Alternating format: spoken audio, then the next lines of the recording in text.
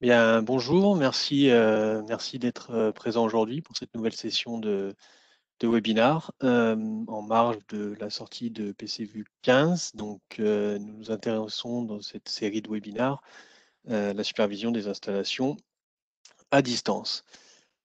Donc, sans plus attendre, nous allons commencer. Quelques petites précisions pour ceux qui ne sont pas coutumiers des webinars.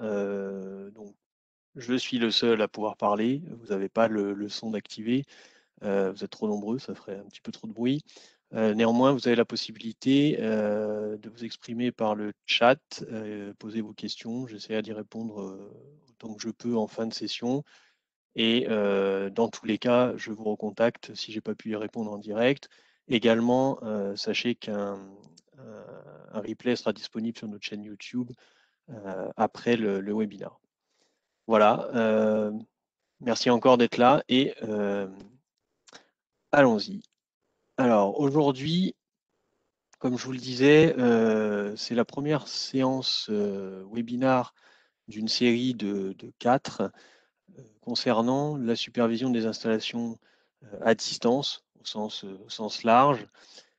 Aujourd'hui, on va commencer par, on va dire par les bases. Qu'est-ce qu'il faut construire avant même de parler de solutions mobiles ou d'accès à distance? Et puis, on déclinera ensuite les différentes solutions qu'on propose avec donc les solutions d'appli mobile, SnapVue basées sur la géolocalisation, TouchVue sur la notification et enfin WebVue sur la supervision en accès web.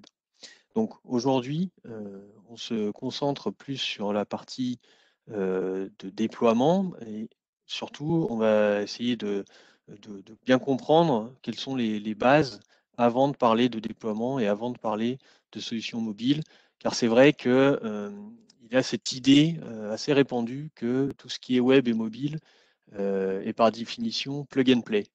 C'est-à-dire on allume et tout fonctionne sans avoir rien eu à faire. Alors, c'est en partie vrai et ça apporte beaucoup d'avantages, évidemment, puisque sur un smartphone ou un site web, on n'a pas besoin d'installer un logiciel, donc il y a certaines facilités. Néanmoins, il faut quand même garder en tête que l'avènement des réseaux, la multiplication des données issues de tous les systèmes, eh bien, amène aussi un certain nombre de contraintes, notamment liées à la sécurité, et par là même, un certain nombre de prérequis sont nécessaires avant de pouvoir déployer une architecture de supervision à distance, en tout cas si on veut le faire de manière sécurisée et en limitant les problèmes pour la suite.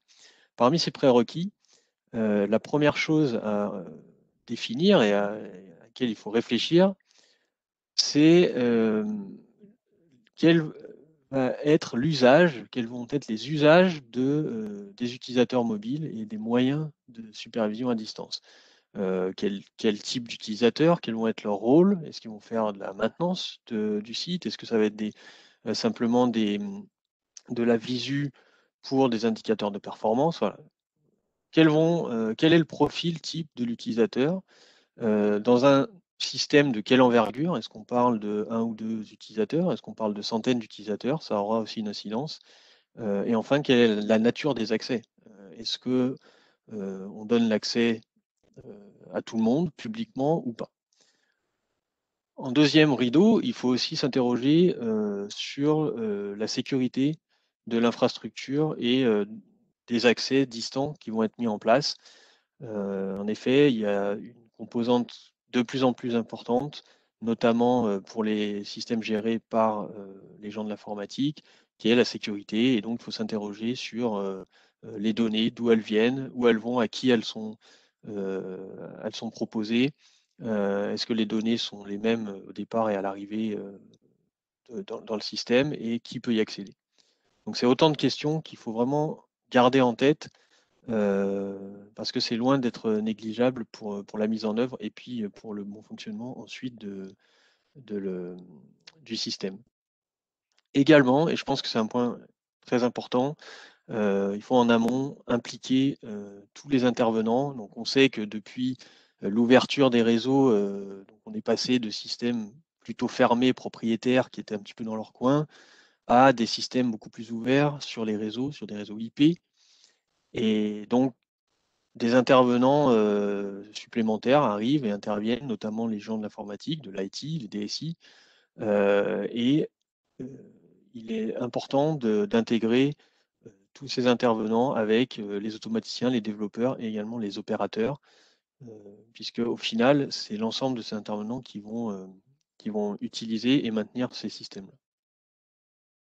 Donc, partant de là, on peut avoir un plan de déploiement assez simple, en commençant par dimensionner son système, comme on l'a vu, et ensuite en travaillant sur la sécurisation du système, des réseaux, des accès et des échanges de données dans ces réseaux. Donc, je vais simplement brosser rapidement, ce n'est pas un webinaire qui se veut technique, j'en serais certainement pas capable, mais ça donne au moins quelques éléments pour bien comprendre ensuite ce que nous, on a proposé, on a mis en place et pourquoi on a proposé ça dans nos solutions. Donc, quand on parle de dimensionner son système, comme je l'ai évoqué précédemment, on va s'interroger sur le nombre d'utilisateurs mobiles ou susceptibles d'intervenir à distance. Ça peut influencer le choix du type de poste. Est-ce qu'on va avoir des postes Windows Server, par exemple? C'est préférable dans une certaine mesure quand on commence à avoir des systèmes d'une certaine importance. Le nombre de réseaux, le nombre de sites également, et bien penser à la nature des accès. Est-ce qu'on est dans un réseau en interne uniquement? Est-ce que on va intervenir à distance à l'autre bout de la France ou à l'autre bout du monde? Sur quel type de réseau? Est-ce qu'il y en a plusieurs, etc. Donc ça, c'est l'étape de dimensionnement. Ensuite vient l'étape de mise en œuvre de bonnes pratiques pour une architecture sécurisée et pour correspondre aux besoins IT, on pourrait dire. Parmi ces bonnes pratiques, on préconise toujours de séparer les différents réseaux, de segmenter les réseaux en utilisant bien des routeurs, par exemple, qui vont permettre vraiment de distinguer les types de réseaux, le réseau administratif, le réseau plutôt d'opération, et puis le réseau terrain sur lequel sont les équipements. Donc pour cela, il faut mettre en place des routeurs, des pare-feux qui vraiment isolent chacun des réseaux. Avec donc, comme je viens de le mentionner, les pare-feux qui vont, eux, permettre de filtrer les informations, de filtrer le trafic, de contrôler les flux de données en fait entre ces différents réseaux, et ça sera autant de barrières contre une éventuelle attaque.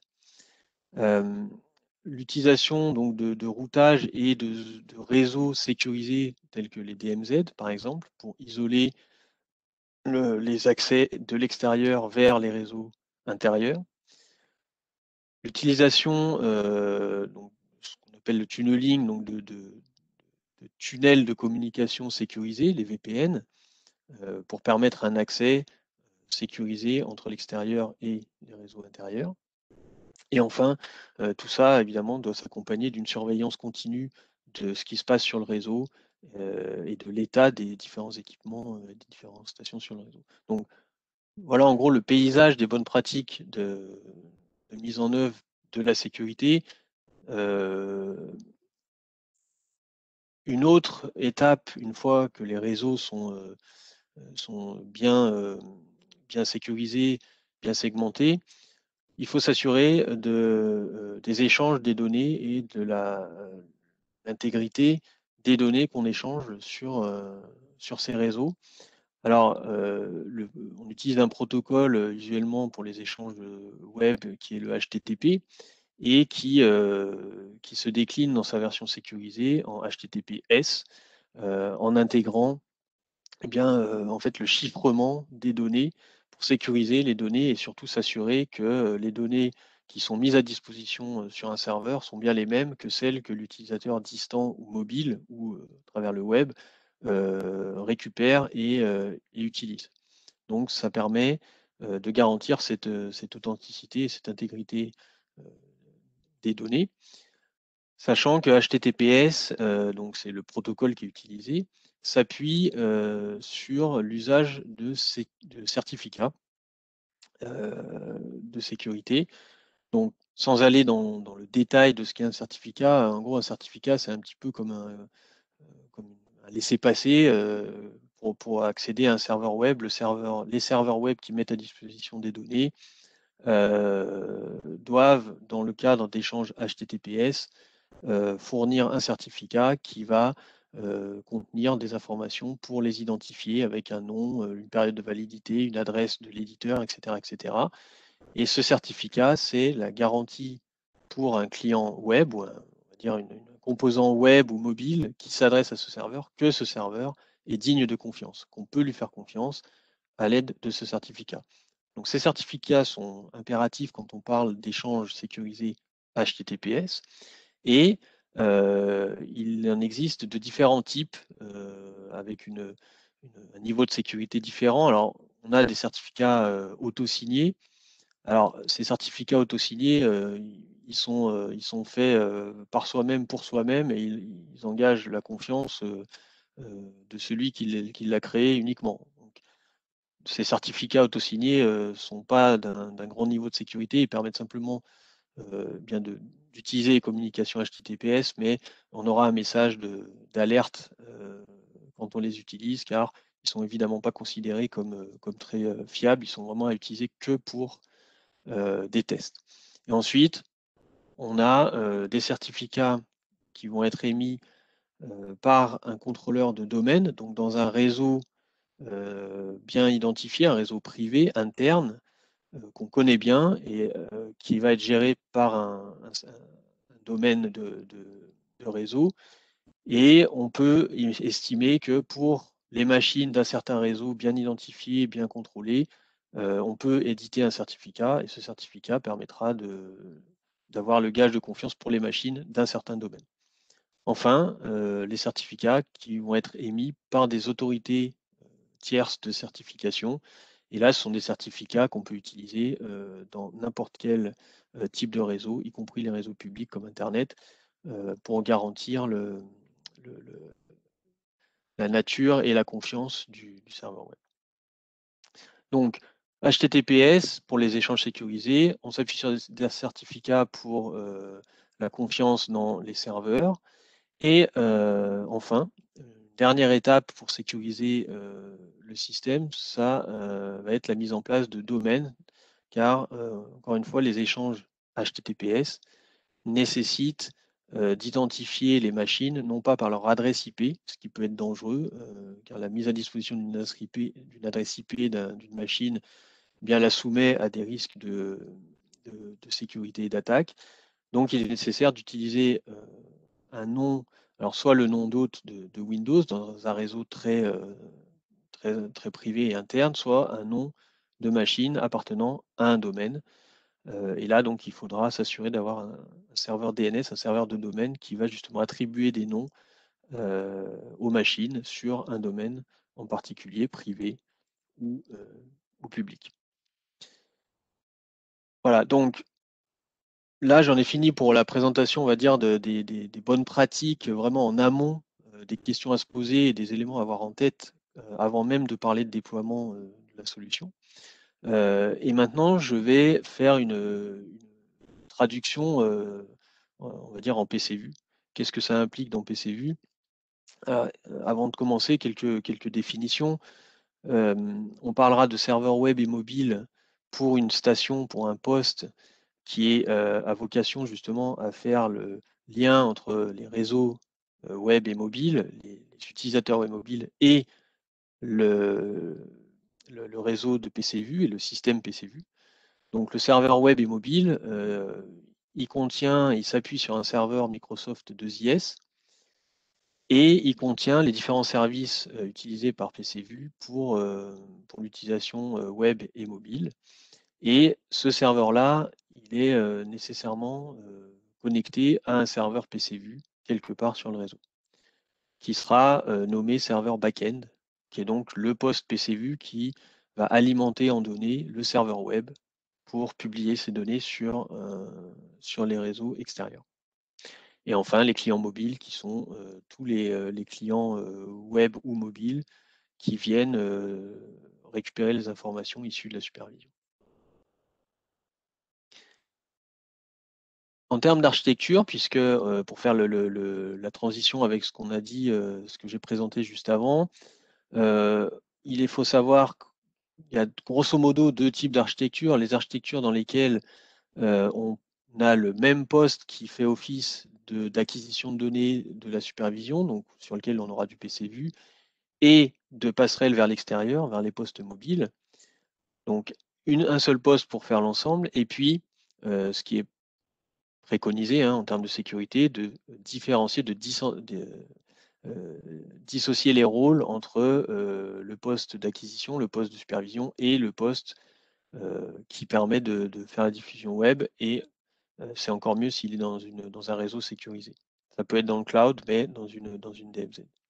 Alors, pour essayer de bien montrer les différents cas de figure et les expliquer, j'ai voulu prendre 3 exemples d'architecture. Un premier exemple qu'on voit ici, dans lequel on a clairement tout sur un même réseau. Donc, finalement, c'est assez simple, on prend un réseau, puis on met tous les postes, les clients web, le poste d'acquisition, ici on voit, le serveur web également, les automates, et on peut accéder à distance via un accès Internet qui est réalisé au travers d'une simple box ADSL, donc d'un fournisseur d'accès Internet du marché. Donc là, si cette solution est effectivement finalement presque facile à mettre en œuvre pour quiconque, elle a évidemment énormément de défauts en termes de sécurité. Le premier étant qu'une box ADSL délègue de fait la gestion de la sécurité à un fournisseur d'accès qu'on ne maîtrise pas. Donc c'est pas recommandé. On voit quand même qu'il y a un routeur qui fait office de pare-feu également, et ça c'est impératif si on utilise un fournisseur externe pour maîtriser à minima les données filtrées. Mais on a ici vraiment aucune segmentation réseau. Si jamais on a une attaque sur le serveur web, cette attaque peut être propagée directement sur le poste de supervision et par là même sur les équipements. Donc il n'y a vraiment aucune barrière, aucune séparation des rôles. Donc, ce type d'architecture, si elle correspond à un bon nombre d'installations existantes, parce qu'effectivement elle est simple à mettre en œuvre, elle doit être limitée autant que possible, parce qu'elle amène vraiment à des problèmes de sécurité potentiels.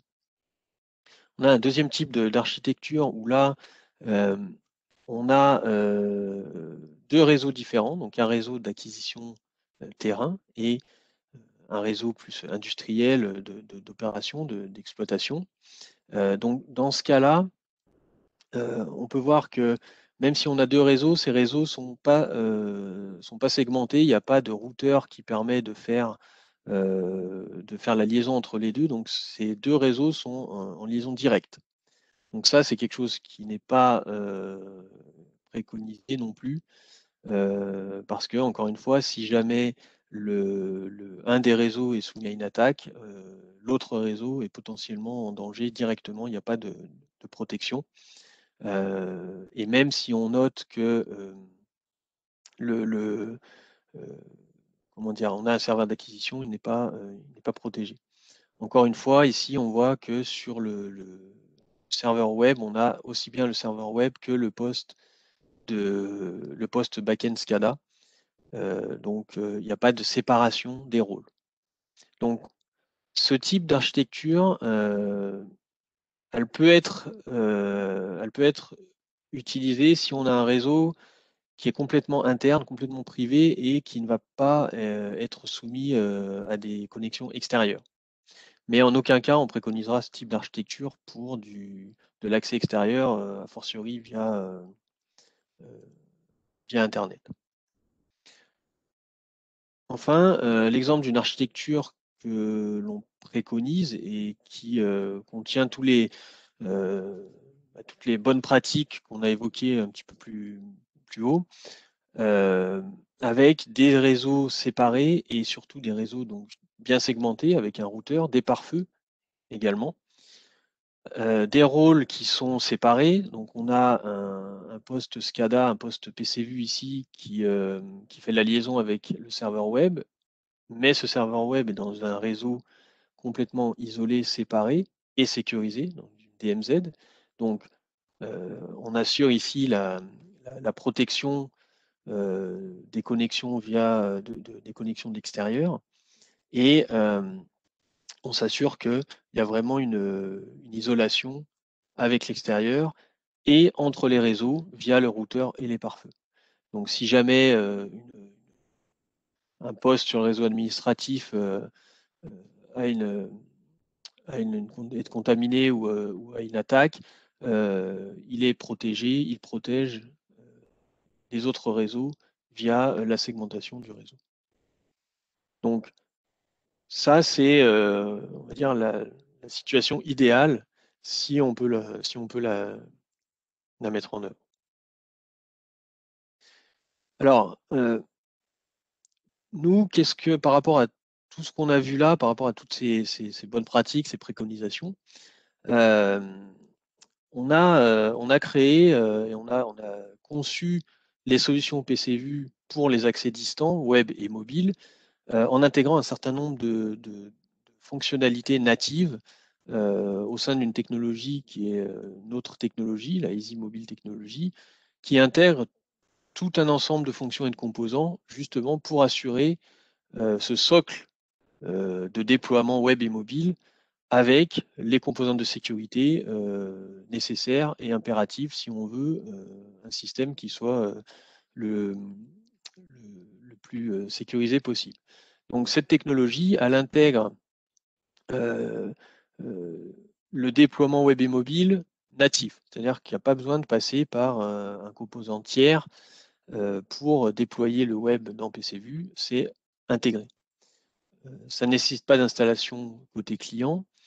Très important, et vous allez le voir à travers du petit exemple d'après, on a fait en sorte que cette configuration se fasse par paramétrage.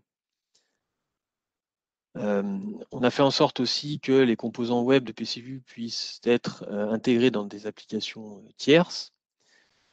Que cette configuration, car comme je l'ai dit en introduction, on a des intervenants, des interlocuteurs qui sont différents, avec des contraintes différentes, un contexte différent, du client final en passant par l'intégrateur du système et les experts de l'IT. Tous ces utilisateurs sont amenés à côtoyer PCVU, à utiliser PCVU et à différents degrés à utiliser les solutions web et mobiles et surtout à les maintenir ou à les déployer. Donc, ces solutions qu'on a mis en place, on les a pensées et conçues pour qu'elles s'adressent à différents types d'utilisateurs en fonction de leur rôle et de leur niveau de connaissance également de ces composants-là. On intègre tous les composants dont je vous ai parlé pour la sécurité, avec des interfaces qu'on essaye de faire les plus fluides possibles, en permettant du diagnostic et enfin pour un coût qui se veut réduit. Voilà, donc ça c'est toute la technologie qu'on a mis en place pour le déploiement de nos solutions. Alors parmi ces éléments, puisqu'on est dans la partie comment construire les bases d'une architecture mobile et web, une console de déploiement existe, elle est fournie gratuitement lorsque vous avez installé PCVU. Et cette console de déploiement permet justement de déployer et de configurer les architectures web et mobile. Donc comme c'est noté là, c'est une interface de paramétrage Et surtout, je pourrais rajouter, c'est une interface unique de paramétrage qui vous permet, avec une seule interface, de tout paramétrer. Donc, paramétrer, par exemple, les web services et les applications web dans 2IS, connecter le serveur web à la station PCVue backend, gérer les certificats, vous allez pouvoir créer vos certificats, gérer les accès utilisateurs, faire du diagnostic de l'infrastructure et faire les diagnostics. Et cela par une interface, on va dire, clic-clic, comme on pourrait dire. C'est-à-dire, c'est vraiment du paramétrage. Donc là, on voit sur les copies d'écran, vous déclarez un serveur. Ensuite, vous voyez, vous avez les différentes étapes. Ce serveur-là, il faut le lier vers sa station PCVue back-end. Donc, créer la liaison. Vous pouvez créer les certificats dont on a parlé précédemment. Vous pourrez ensuite configurer les différents rôles liés au back-end. Alors, sans rentrer dans le détail, mais vous pouvez ne vouloir que des accès web ou des accès avec les applications mobiles, par exemple, ou tout type d'accès. Donc voilà, c'est par cette interface que vous allez pouvoir le faire. Et ensuite, les différents produits ou services, les différents rôles dont vous voulez bénéficier. Et la dernière étape, l'étape de déploiement. Donc, vraiment, en quelques clics, vous avez fait la configuration. Encore une fois, là, on parle de la configuration et du déploiement. Et c'est pour ça que j'ai présenté en introduction toutes les bonnes pratiques et les prérequis, car ce déploiement-là peut se faire d'une manière correcte que si on a mis en place les prérequis au préalable, évidemment. Enfin, comme on le disait, on peut faire du diagnostic, c'est-à-dire que vous allez pouvoir lancer un petit utilitaire de diagnostic qui va essayer de détecter les éventuelles erreurs sur le déploiement. Alors, la valeur ajoutée de cette console, bah, évidemment, c'est qu'elle permet d'avoir un seul outil. Donc, vous n'avez pas besoin d'aller voir dans 2IS ou d'aller voir dans différents autres interfaces. Cette interface-là permet d'accéder et de configurer l'ensemble du déploiement. C'est un outil qui peut s'adresser aussi bien à des non-spécialistes qu'à des experts. Évidemment, les deux publics, entre guillemets, ils ne trouveront pas les mêmes informations, mais en tout cas, ils arriveront normalement à trouver les informations qui leur sont utiles à leur niveau d'intervention. Ça peut être utilisé aussi pour faire de la documentation et des audits de serveurs web avec le diagnostic qui, comme on l'a vu, est facilité, encore une fois, par une interface unique. En conclusion de ce webinaire, je dirais que la mise en place d'une infrastructure, d'une architecture et d'une solution web et donc de supervision d'accès à distance nécessite une étude en amont. Donc oui, les applis mobiles et les accès web apportent de la facilité, apportent de la simplicité, y compris dans la mise en œuvre, mais n'affranchissent pas de devoir réfléchir un minimum en amont sur les usages pour pouvoir dimensionner et surtout pour prendre en compte tous les, entre guillemets, tous les dangers qui vont de pair avec les accès mobiles et donc bien prendre en compte l'aspect sécurité pour la protection des données et pour la gestion des accès. Dans cette démarche-là, nous, on peut vous apporter notre aide pour vous accompagner. Alors, on a vu la console de déploiement qui est une façon finalement d'essayer d'aider nos utilisateurs à mettre ces structures en place. Et parallèlement, on a également une offre de service pour vous aider à spécifier ces architectures ensemble en fonction de vos besoins, de votre contexte. On peut vous assister pour les mettre en œuvre et on peut également vous apporter notre support pour le déploiement ou lorsque l'architecture est déployée.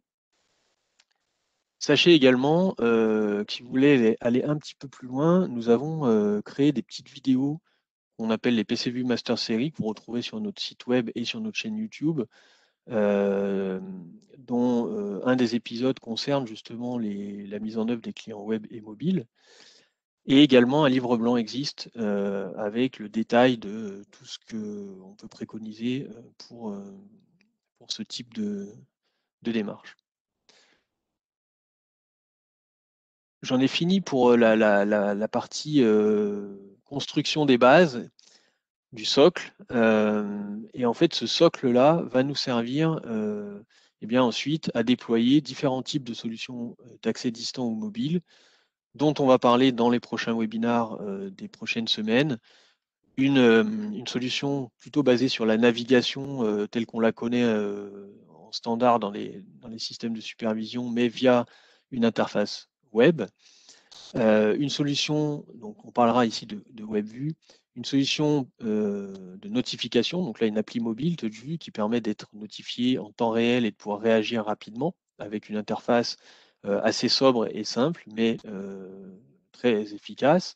Et enfin, la nouveauté de la version 15 en termes d'appli mobile, SnapView, qui là va beaucoup plus loin puisque c'est une appli qui va permettre d'envoyer dynamiquement des informations et des possibilités de pilotage à un utilisateur en fonction de où il se trouve et de son rôle, sans qu'il ait besoin de naviguer au travers d'une interface. Donc c'est une approche très proactive basée sur la géolocalisation. Donc ces trois solutions s'appuient sur les principes et les architectures que j'ai évoquées aujourd'hui. Et j'en parlerai donc lors des prochains webinars. On arrive à la fin de cette session. Si vous avez des questions, bien n'hésitez pas à me les soumettre sur l'interface du chat. Alors, je vois qu'il y en a déjà quelques-unes. Alors, je ne sais pas si je pourrais répondre à toutes, mais dans tous les cas, hein, je vous recontacte après le webinar si besoin. Donc là, j'ai une question.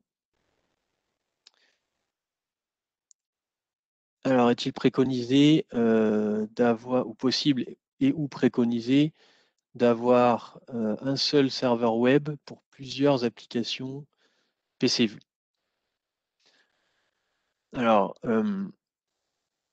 effectivement, c'est souhaitable d'avoir un serveur web pour chaque application différente de PCView, même si ce n'est pas une obligation, on va dire, technique. C'est préconisé justement pour séparer les rôles et puis pour séparer on va dire les portes de failles de sécurité. Mais en tout cas, oui, techniquement, c'est possible et préconisé. Oui, tout à fait. Tout à fait. À partir de quelle version de PCView peut-on mettre en œuvre ce type de solution? Alors, la console de déploiement et la technologie Easy Mobile ont été intégrées en version 12 de PCView. Et en version 15 est apparue la solution de géolocalisation SnapView, avec un certain nombre d'optimisations également côté web, mais à partir de PCView 12, vous avez la possibilité de faire du déploiement tel que je vous l'ai décrit dans ce webinar, avec TouchView et WebView, et à partir de la 15, même chose, mais en ajoutant SnapView.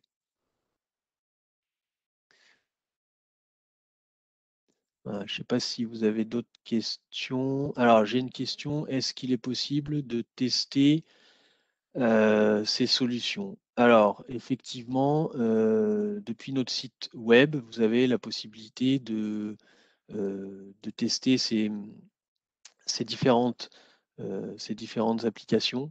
Donc, vous avez une vue qui est dédiée dans le site web. Je vais vous la montrer tout de suite.